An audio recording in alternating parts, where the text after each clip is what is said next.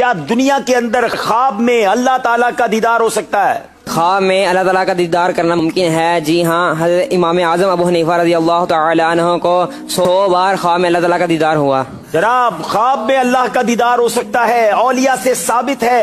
امام اعظم ابو حنیفہ رضی اللہ تعالیٰ عنہ کو خواب میں 100 بار اللہ پاک کی زیارت ہوئی۔ جواب درست دے دیا ہے۔ کیا خواب میں اللہ کا دیدار ممکن ہے؟ اس سوال کا جواب سب سے پہلے ان لوگوں کی زبانی سن لیں جن کا ہر عقیدہ ہی نرالا ہوتا ہے۔ ان کے مطابق امام ابو حنیفہ نے 100 مرتبہ خواب کے اندر اللہ کا دیدار کیا۔ یہ سراسر ابو حنیفہ کی طرف جھوٹ منسوب ہے، کیونکہ اگر واقعی ایسا ہے تو سوال پیدا ہوتا ہے کہ کس شکل میں؟ کیا انسانی شکل میں؟ اللہ تعالیٰ تو واضح طور پر قرآن کریم کے اندر یہ فرماتا ہے کہ اس کے مثل کی بھی کوئی شے دنیا و کائنات کے اندر موجود ہی نہیں ہے۔ تو کامن سینس کے مطابق جس ذات کی مثال ہی موجود نہ ہو، اسے کس طرح سے خواب کے اندر دیکھنا ممکن ہے؟ اگر ایسا ہے تو یہ فضیلت انسانوں میں دنیا کی سب سے عظیم ہستی حضرت محمد صلی اللہ علیہ وآلہ وسلم کو حاصل کیوں نہیں ہوئی؟ کیا ابو حنیفہ کا مقام رسول اللہ صلی اللہ علیہ وآلہ وسلم سے بھی زیادہ ہے؟ معاذ اللہ۔ نہ ایسا دعویٰ اس سے پہلے کسی پیغمبر نے کیا، اور نہ رسول اللہ صلی اللہ علیہ وآلہ وسلم کے بعد ان کے خلفائے راشدین نے، جو آپ کے بعد سب سے بہترین انسان اور ولی اللہ تھے۔ جب بھی آپ قرآن کو چھوڑ کر بزرگوں کی من گڑت کہانیاں اور کرامتیں پڑھیں گے تو آپ کی یہی حالت ہوگی۔ یہ لوگ نئی نسل کو گمراہی ٹرانسفر کر رہے ہیں۔ کبھی کہتے ہیں کہ زمین گھومتی نہیں ہے بلکہ سٹیٹک ہے، زمین گردش نہیں کرتی، لیکن ہمیں جغرافی میں پڑھایا جاتا ہے کہ ارتھ جو ہے وہ سورج کا چکر لگاتا ہے۔ یہ لاجک یہ غلط ہے بیٹا۔ سائنس کی یہ تھیوری جو ہے نا، یہ درست نہیں ہے۔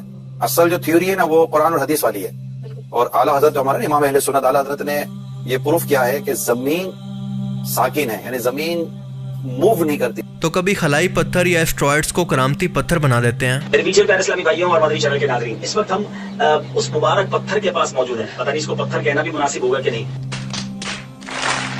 اگر کوئی دل میں تمنا ہے اور اگر اس پتھر کو اٹھایا جائے تو تمنا اگر پوری ہونی ہے تو یہ پتھر آسانی سے اٹھ جاتا ہے۔ ایک ایسا کرامتی پتھر جس کے اٹھانے سے نیک اور جائز مرادیں پوری ہوتی ہیں، اور اس پتھر میں ایک ایسی چیز موجود ہے جو اس دنیا کی ہے ہی نہیں، جسے جاننے کے لیے خود سائنس بھی حیران ہے۔ بزرگان دین فرماتے ہیں اگر کوئی نیک مراد دل میں رکھتے ہوئے اس پتھر کو اٹھائے اور وہ مراد پوری ہونے والی ہو تو یہ پتھر آسانی سے اٹھ جاتا ہے، اور اگر وہ مراد پوری نہ ہونے والی ہو تو یہ پتھر نہیں اٹھتا۔ میں نے ایسا کب کہا تھا؟ خیر، اس اہم ترین سوال کا جواب اب ہم قرآن و حدیث اور لاجیکلی تلاش کرنے کی کوشش کرتے ہیں۔ چاہے فزیکلی آنکھوں سے دیکھنا ہو یا پھر خواب کی حالت کے اندر اللہ تعالیٰ کی ذات کو کسی بھی صورت اس دنیا کو چھوڑنے سے پہلے دیکھنا ناممکن ہے۔ موت کے بعد میدان محشر کے اندر بھی صرف اسی صورت ممکن ہے جب وہ شخص جنت کے اندر داخل ہوگا۔ اللہ تعالیٰ قرآن کریم کے اندر فرماتا ہے کہ اس دن کئی چہرے روشن اور تر و تازہ ہوں گے اور اپنے رب کو اپنے سامنے دیکھ رہے ہوں گے۔ صحیح حدیث ہے جس کا مفہوم ہے کہ اللہ کے رسول نے فرمایا کہ جو شخص بھی اللہ تعالیٰ کو بنا دیکھے دنیا کے اندر ایمان لایا تو اللہ تعالیٰ اسے آخرت کے اندر جنت عطا کرے گا، اور اس سے بھی بڑھ کر۔ صحابہ کرام نے عرض کیا کہ اے اللہ کے رسول، اس سے بھی بڑھ کر سے کیا مراد ہے؟ رسول اللہ صلی اللہ علیہ وسلم نے فرمایا کہ اللہ کا دیدار۔ جب جنتی لوگ جنت کے اندر اور جہنمی لوگ اپنے حساب کتاب کے بعد جہنم میں جا چکے ہوں گے تو اللہ تعالیٰ جنتی لوگوں سے سوال کرے گا کہ دنیا کے اندر رہتے ہوئے تم لوگوں نے مجھے راضی کیا، تو آج میں رب ہو کر تم سے سوال کرتا ہوں کہ کیا تم لوگ آج مجھ سے راضی ہو؟ کیا تمہیں اس سے بڑھ کر بھی کچھ اور نہیں چاہیے؟ تمام جنتی کہیں گے کہ اے اللہ، آپ نے ہمیں جہنم کے عذاب سے بچا کر جنت کے اندر داخل کیا، بھلا اس سے بڑھ کر ہمارے لیے اور کیا انعام ہو سکتا ہے؟ تو اس کے بعد اللہ تعالیٰ اپنا حجاب ہٹا کر جنتی لوگوں کے سامنے آئے گا اور لوگ 14ویں کے چاند کی طرح ہر ایک جگہ سے ایک جیسا اللہ تعالیٰ کا دیدار کریں گے۔ یوں ہی اللہ کو دیکھتے دیکھتے ان جنتی لوگوں کو ہزاروں سال گزر جائیں گے، لیکن ان کو آنکھ چپکنے کی ضرورت تک محسوس نہیں ہوگی۔ ان کا اپنے رب کو دیکھ دیکھ کر دل ہی نہیں بھرے گا۔ رسول اللہ صلی اللہ علیہ وسلم نے فرمایا کہ اے لوگو، تم اس دن اپنے رب کو ایسے دیکھو گے جیسے 14ویں کے چاند کو، بنا آنکھیں جھپکے۔ وہ 14ویں کا چاند جس کی روشنی آنکھوں کو تکلیف دینے کی بجائے سکون دیتی ہے۔ اور قرآن پاک اسی لمحے کو ذکر کرتے ہوئے کہتا ہے کہ اس دن جنتی لوگوں کے چہرے اپنے رب کو دیکھتے ہوئے روشن ہوں گے۔ تصور کریں کہ ساری زندگی جس رب سے ملنے کے لیے اور اسے دیکھنے کی خواہش کے اندر آپ نے عبادت کی، زندگی کا ایک ایک لمحہ گزارا، وہ ہستی اچانک سے آپ کے سامنے ہے۔ اس دن اللہ تعالیٰ اپنا نام رکھے گا ذوالجلال والاکرام، اور ذوالجلال کا مطلب ہے زبردست اور اکرام کا مطلب ہے نوبل یا پھر اعزاز، اس لیے کہ یہ اعزاز صرف کچھ گنے چنے لوگوں کو، صرف جنتی لوگوں کو حاصل ہوگا، جیسے دنیا کے اندر بھی کئی سالوں کی ریسرچ اور محنت کے بعد کسی ایک شخص کو نوبل انعام دیا جاتا ہے۔ اب آپ ذرا سوچ کر بتائیں کہ اگر دنیا کے اندر رہتے ہوئے کسی بھی شخص کو یا پھر پیغمبر کو بھی ظاہری آنکھوں سے یا پھر خواب کے اندر اللہ کا دیدار ہو جائے تو اسے قیامت کے دن اپنے رب کو دیکھنے کی وہ خواہش رہے گی جو دنیا میں رہتے ہوئے تھی؟ تو کیا اس کا مطلب یہ ہے کہ وہ لوگ قیامت کے دن جنت کے اندر بھی سب سے بڑی نعمت یعنی جنت سے بھی بڑی نعمت اللہ کے دیدار سے محروم رہیں گے؟ نہیں، ایسا بالکل نہیں ہے۔ اللہ تعالیٰ نے دنیا کے اندر رہتے ہوئے کچھ چیزوں کا پردہ ہمیشہ کے لیے انسانیت کے لیے رکھ دیا ہے، مثال کے طور پر جنات، فرشتے، جنت، دوزخ، روح اور اللہ کا دیدار۔ ان سب چیزوں کا دنیاوی زندگی سے پردہ رکھا گیا ہے جو کہ موت سے پہلے کبھی نہیں ہٹ سکتا۔ ورنہ آپ ذرا سوچ کر دیکھیں کہ اگر اللہ کی ذات ان تمام پردوں کو ہٹا دے اور پوری دنیا کے انسانوں کو اپنا دیدار کروا دے تو کیا کوئی ایک بھی شخص ہوگا جو کہ اللہ کی ذات پر ایمان نہ لائے؟ اور اسی لیے ایسا نہیں ہوگا کیونکہ یہ دنیا ایک ٹیسٹ ہے، ایک امتحان گاہ ہے، اور اپنے رب پر بنا دیکھے ایمان لانا سب سے بڑا امتحان ہے۔ جو بھی شخص اس امتحان کے اندر پاس ہوگا وہی تمام نعمتوں کا حقدار ہوگا، جن میں سب سے بڑی نعمت ہے اپنے رب کا دیدار، اور وہ بھی اپنی ان ظاہری آنکھوں سے۔ اس پردے کو اگر آپ نے آبزرو کرنا ہو تو اس بات سے اندازہ لگا لیں کہ خواب کے اندر بھی آپ ان چیزوں کے وجود کا تصور نہیں کر سکتے۔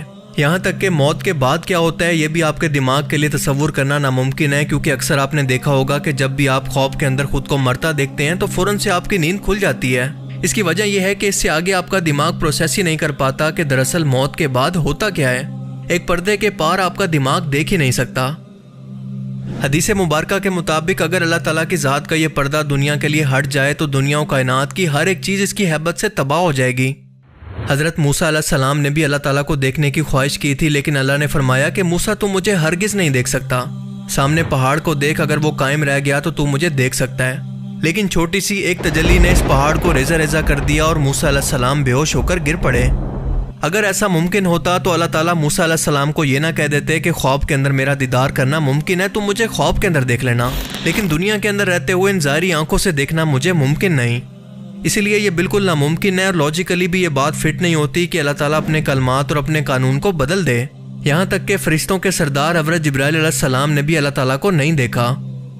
سفر معراج پر بھی رسول اللہ صلی اللہ علیہ وسلم سدرۃ المنتہا پر ان کو چھوڑ کر آگے بڑھے، ایون کہ آپ صلی اللہ علیہ وسلم کے بقول آپ نے بھی ظاہری آنکھوں سے اللہ تعالیٰ کو نہیں دیکھا، بلکہ اللہ تعالیٰ نے اس وقت نور کا حجاب لے رکھا تھا۔